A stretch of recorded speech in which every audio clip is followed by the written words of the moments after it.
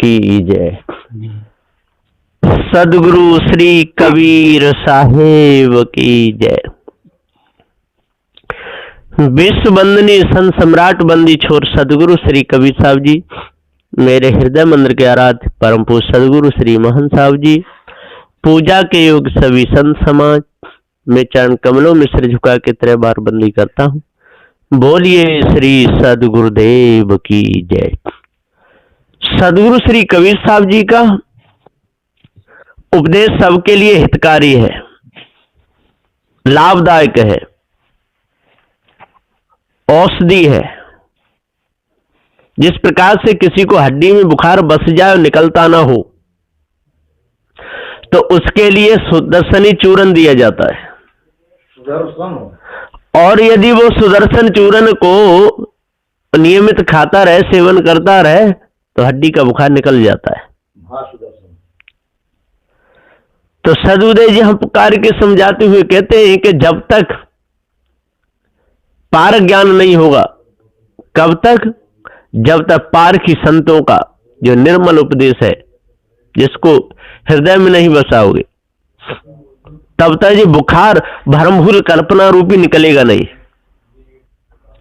ये बहुत बड़ा बुखार है।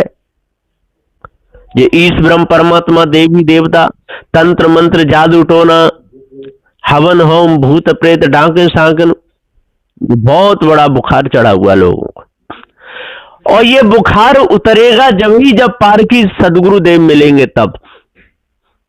और जब तक पारखी सदगुरुदेव का सत्संग नहीं मिलेगा, तब तक ये भ्रम उतरने वाला नहीं है। ये तो बहुत बड़ा नशा है, भांग जैसा नशा है। भांग का नशा जिसको चढ़ जाता है, फिर वो उतरता नहीं है, बहुत मुश्किल से। कभी रोने लगा तो वो रोता रहता है, हंसने लगा तो हंसता ही रहता है। भांग के नशा का ऐसा हाल है। इसी प्रकार से ये देवी देवताओं का नशा ऐसा ही है। लोग वहां पर जाकर रोते रहते, कभी हंसते रहते, कभी तो बहुत रोते और कभी बहुत हंसते। इसी प्रकार जो पैदल यात्रा करते हैं, खूब चलते हैं, पैरों में फफोले पड़ जाते हैं, और जब उनमें फूटते पानी चलता है तो बिलक बिलक के रोते। और जब तक फफोले नहीं पड़ते और चलते रहते, और रास्ता में खाने पीने को भी मिलता रहता है, बहुत से मजे में लगाए बैठे रहते। और बहुत से जो धर्मेश्वरी है, धर्म करने वाले, वो रास्ता में अपनी अपनी दुकान लगा लेते। दुकान क्या, वो तो वैसे ही फ्री सेवा करते हैं। और यात्रा वाले खूब खाते पीते रहते हैं। गर्मियों के दिन में ठंडाई भी मिलती है, खूब लस्सी पियो, शिकंजी पियो, खूब पियो, पीते रहो। कोई कोई तो गन्ना रख लेते हैं और पेर पेर के रस पिलाते रहते हैं, और भोजन फ्री में मिलता रहता है। आराम से खाते रहते हैं और चलते रहते हैं। तो सदगुरुदेव जी पुकार के कहते हैं कि भाइयों, जब तक इस भ्रम को नहीं समझोगे, तब तक आपके अंदर से कालमा मिटने वाली नहीं है। बहुत बड़ी है, धोखा है। सारे के सारे इसी धोखे में चले गए, बचे नहीं। सदगुरुदेव कहते हैं आप तो जाग जाओ, ना तो आपको पशु बनना पड़ेगा। पशु पक्षी उसमें खाने में जाना ही पड़ेगा। जो भी सदगुरु श्री कबीर साहब के उपदेश को नहीं समझेगा, उसके अनुसार नहीं चलेगा, और जड़ाध्यास में लगा रहेगा, पत्थर पीतर की पूजा में, नदी नालों की पूजा में, चोरी हिंसा में लगा रहेगा, तब तक वो मनुष्य जन्म को आएगा ही नहीं। वो तो चला जाएगा पशु पक्षी उसमें खाने में। यदि आपको मनुष्य जन्म में आकर के मुक्त होना है या दोबारा मनुष्य जन्म में आना है, तो मानवीय कर्म करने पड़ेंगे, मानवता के। दानवता सारी छोड़नी पड़ेगी। कोई कोई लोग तो छिप छिप के चोरी करते रहते हैं, पता नहीं चलता है। चोर कई प्रकार के होते हैं, एक प्रकार के नहीं। जो माता पिता का धनमाल ले लेते हैं, खेती बाड़ी ले लेते हैं, उनके पैसा ले लेते हैं और सेवा नहीं करते, वो भी चोर हैं। और जो संत गुरुजनों के पास में रहते हैं, सेवा नहीं करते, उनसे ज्ञान बोध विचार लेकर के ऊंचे ऊंचे मंचों पे बैठ करके और कुत्ता से भौंकते रहते हैं, वो भी चोर हैं, बिना सेवा किए। और जो भी प्राप्त करते हैं वो समझ लो वो चोरी का है, चोरी का धन है। उससे खूब मौज तो लेते रहते हैं, लेकिन उनको दंड जरूर मिलेगा। वो दंड के भागी है जो किसी के ग्रंथों को पढ़ पढ़ करके और खूब सीख लेते हैं, रट लेते हैं, और वो बात कहे तो उनकी बात मानते नहीं, ज्ञान बोध विचार के द्वारा चलते नहीं, जड़ चेतन के भेद को जानते नहीं, चोरी हिंसा विचार को तजते नहीं, राग द्वेष को तजते नहीं, छल कपट को तजते नहीं, और तिलक लगा करके, माला गले में डाल डाल करके, काले नीले पीले कपड़ा पहन करके ऊंचे मंचों से खूब उपदेश देते रहते हैं। उनको पता ही नहीं ये सारे के सारे चोर हैं, और कोई कोई तो दूसरे की लेखनी को भी चुरा लेते हैं, ऐसे चोर हैं। अरे किसी का ग्रंथ पढ़ना है या किसी ग्रंथ को अपने ग्रंथ में लिखना है तो उसका प्रमाण दीजिए, फलाने ग्रंथ से ये प्रमाण लिया है, ये तो ठीक है।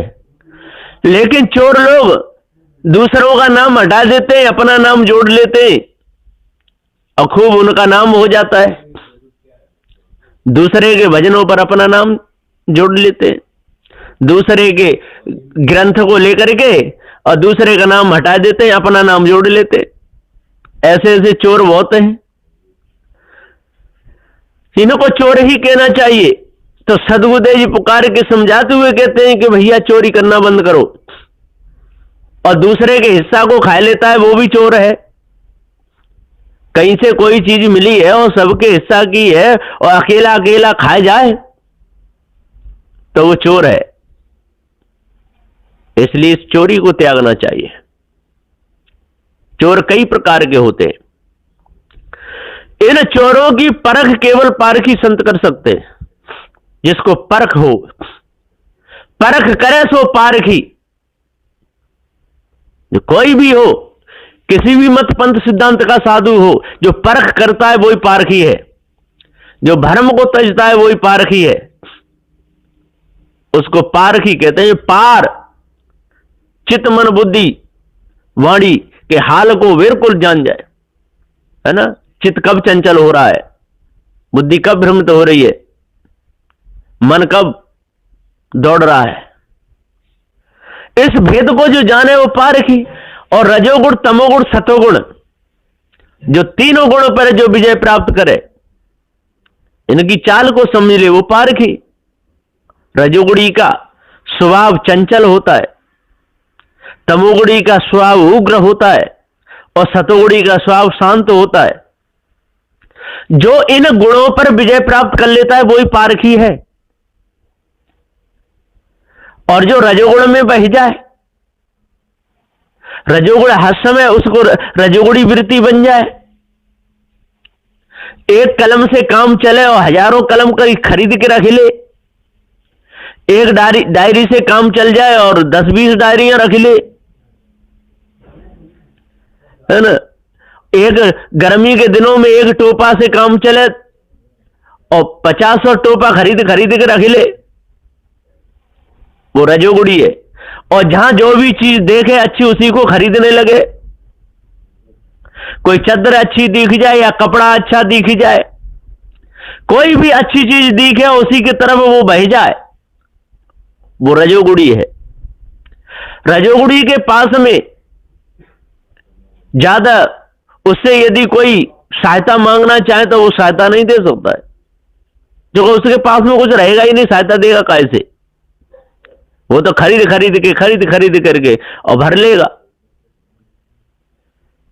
एक जगह एक महात्मा जी थे, झोपड़ी में रहते थे, और जहां भी जाते कोई कमल बेचने आए, कोई कुछ बेच ले के रख ले। जब वो मरे और जब उनकी झोपड़ी देखी गई तो कम से कम बताते हैं कि 500-600 तो उसमें वो कमर और वो निकले, और किसी को देते नहीं थे बिल्कुल ओढ़ने के लिए भी। कोई आवे और चला जाए, चाहे बाहर बैठा रहे। तो ये हाल होता है। तो सदगुरुदेव जी पुकारे। और दो तरह के रजोगुणी होते हैं, एक अंतर्मुखी एक बाहिर्मुखी। और जो एक बाहर के होते हैं जो अपना धन दूसरों को लुटाते रहते हैं, कोई पास में आ जाए उसी को दे देते 1,000-500 रुपया, कोई कपड़ा हो तुरंत उसको दे देते न, दूसरा खुश हो जाए, हमारा नाम ले, दुनिया में नाम हो जाए कि फलाना महात्मा, ऐसा कोई नहीं, ऐसा भक्त कोई नहीं। तो सदबुदेव जी पुकारी रजोगुणी होते हैं। और तमोगुणी भी दो प्रकार के होते हैं, एक अंतर्मुखी एक बाहिर्मुखी। एक अपना ही हाल बेहाल कर लेते हैं। एक जाट था, बहुत तमोगुणी था, उसके घुटनों में दर्द होता था, तो अपने घुटनों से कहता था कि देख बंद हो जाओ, नहीं तो समझ लेना मेरे को जाट कहते हैं, हाँ समझ लेना मैं जाट हूं। अब उसने कहा 10 किलो के बाट पर और अपना घोटू रख लिया और हथौड़ा दे मारा, जब हथौड़ा लगा और रोया, अरे मर गया सब दौड़े। क्या बात है कि मेरा घोटू फूट गया, ले चलो अस्पताल। अस्पताल ले गए, डॉक्टर साहब पूछे, कहो भैया जाट देवता क्या हुआ? कि हुआ क्या, इसमें बहुत दिन से दर्द होता था, मैंने कही देख बंद हो जा, मेरे को जाट कहते तो मेरे हथौड़ा दे मारा। अरे भैया वो घुटनू क्या जान है, कहते जाट कौन है, इसलिए पट्टी करी, सही किया। तो सदबुदेव पुकार अपने ही घोटू में हथौड़ा मार लिया धाड़ सीधे। अब वो हथौड़ा थोड़ी जानेगा कि जो घुटनू है ना, घुटनू का दर्द जाने कि ये क्या है। तो ऐसे ऐसे होते हैं। और एक होते हैं बाहिर्मुखी तमोगुणी, जो दूसरे की हानि कर देते हैं। तो सदबुदेव जी पुकार किसी प्रकार से सतोगुणी भी दो प्रकार के होते है ना। एक तो स्वयं शांत रहते, कोई लेना न देना, और एक बार बड़े प्रेम से बढ़िया सही स्वभाव से समझाते। और सतोगुणी दो प्रकार के होते हैं, एक तो शुद्ध सतोगुणी होते हैं पवित्र हृदय वाले, और एक सतोगुणी ऐसे होते हैं जो कि सतोगुण तो होता है बड़े शांत स्वभाव से, चोरी भी कर लें, हिंसा भी कर लें, विचार भी कर लें, सारे कर्म कर लें, हंसते रहें, ऐसे भी सतोगुणी होते। और रजोगुणी भी ऐसे ही होते, बाहर लेके दे के दूसरे को पोटा पिसला के अपना काम करवा ले, दूसरे को ज्यादा पैसा दे दिवा करके अपने चक्कर में फंसा ले, अपने पीछे पीछे डुलाते रहे, ऐसे रजोगुणी भी होते हैं। और एक होते स्वयं सजते रहते हैं, अपने तन की सजावट करते रहते हैं। तो सदबुदेव जी पुकार के समझाते हुए कहते हैं कि रजोगुणी तमोगुणी सतोगुणी दो दो प्रकार के होते हैं। और जो इनका हाल जो समझ लेता है, जो जान लेता है, तब बचेगा। और जो इस भेद को नहीं समझ पाते, सदगुरु श्री कबीर साहब के ज्ञान को नहीं समझ पाते, वो तो समझ लेते हैं कि ये कैसे कबीर पंथी है, ये तंत्र मंत्र जादू टोना को नहीं मानते, ईश ब्रह्म परमात्मा को नहीं मानते, देवी देवताओं को नहीं मानते। अरे भैया असली देवी देवताओं को मानते, जो खिलाते पिलाते लेते इनको मानते, जो जीते जागते, जो भोजन बनाए के दे दे, वही तो असली देवी देवता है। जो पानी समय पे पिलाए दे, जो व्यवस्था कर दे, ठंडी लग रही हो कोई कंबल दे दे, वर्षा का दिन हो कोई छाता दे दे, भूख लग रही हो कोई भोजन दे दे, तो वही तो असली देवी देवता है। और नकली देवी देवताओं को मानने से क्या फायदा? अरे राम कृष्ण थे, जे कब का इनका शरीर छूट गया, कौन जमाने में चले गए, और उनका नाम कोई लेकर जंगल में रटता रहे, तो वहां कोई छाता देगा उन्हें, कि कोई कम्बल देगा, कोई भोजन देगा?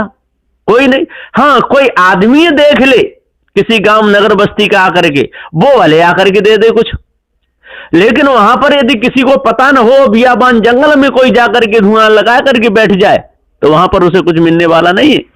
इसलिए सदबुदेव कहते हैं कि हे मत के मारे लोगों, अब अपनी मत को सही करो और सदगुरु श्री कबीर साहब के ज्ञान को समझ लो, नहीं तो आपकी बुद्धि भ्रष्ट हो जाएगी और उल्टा सीधा बकते रहोगे, आपकी जवान भी गंदी होगी, और चोरों के गुण गाते रहोगे, व्यभिचारियों के गुण गाते रहोगे, हिंसा करने वालों के गुण गाते रहोगे, अपने आप को जान नहीं पाओगे, मिथ्या धोखे में पूरा समय चला जाएगा, मिलेगा कुछ भी नहीं। इसलिए सदबुदेव जी कहते हैं आज कितना सुंदर समय मिला है, जड़ चेतन के भेद को समझ लो। और ये कहना छोड़ दो, है ना, कि कबीर साहब जी किसी का बुरा चाहते थे, किसी का बुरा नहीं चाहते थे। अच्छे निर्मल पवित्र शुद्ध हृदय के संत थे सदगुरु श्री कबीर साहब जी, किसी का सपने में भी बुरा नहीं चाहते थे।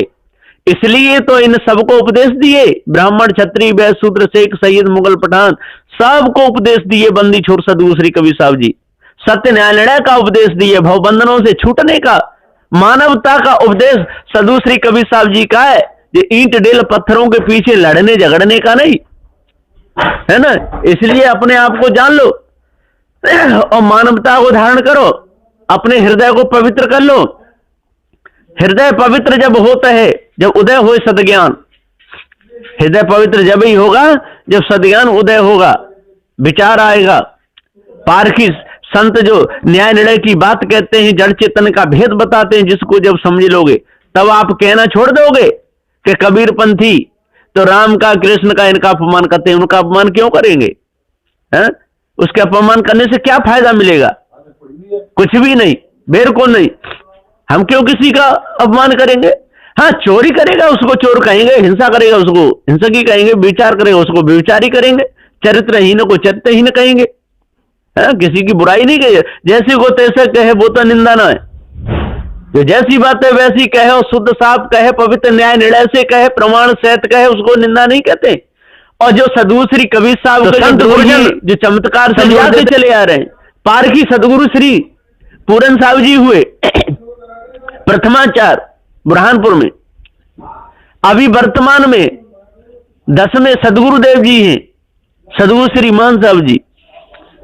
सत्य न्याय निर्णय का उपदेश देते हैं, पारक सिद्धांत का उपदेश देते हैं, जड़ चेतन का उपदेश देते हैं, भ्रम से नहीं जोड़ते। कबीर साहब ने भ्रम का खंडन किया, देवी देवता तंत्र मंत्र जादू टोना जो नकली जो पूजा चल रही है इसका खंडन किया, चेतन पूजा बताई, तो वो कोई चमत्कारी नहीं थे। और ये चमत्कार दिखाने वाले कबीर साहब जी को चमत्कार से जोड़ने वाले कबीरपंथी हो ही नहीं सकते, ये मिथ्या धोखेबाज हैं। इसलिए इस धोखेबाजी को अपने अंदर से दूर करो और पवित्र अपने हृदय को बनाओ और मानवता से रहो, सब मिलजुल करके रहो, है ना। साधु साधु सब बड़े अपने अपने ठौर, शब्द वे की पार की तय माते की मोर। इसलिए अपने आप को जानो और बुराई करना दूसरे की छोड़ो, गाली देना छोड़ो और जो सत्य न्याय निर्णय से जो ठहरे उसे मानो और भ्रम को अपने अंदर से निकाल दो, तब पूर्ण शांति मिलेगी। नहीं तो मिथ्या धोखे में जीवन चला जाएगा। बोलिए श्री सद्गुरुदेव की।